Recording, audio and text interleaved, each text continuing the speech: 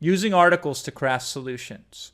So one of the things that you can do is if you go to Google and do a search for something, I'm going to give you some insight into how this search engine works. So I just did a Google search for how to overcome anxiety. First of all, these days, Google tries to kind of give results like this, which I find kind of interesting.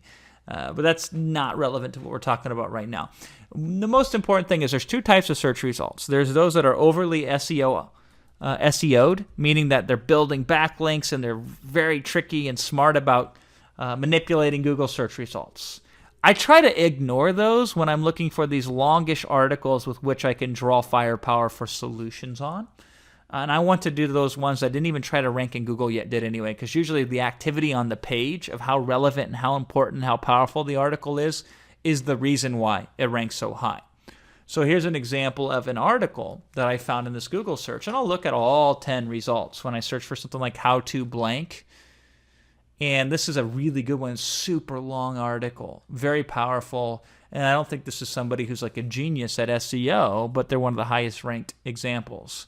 Helpguide.org might be a little SEO minded, but they had some really good long article about this. Now, there's other people that were ranked very high that had short articles, but there's not a lot of source material there to help inspire a solution for me.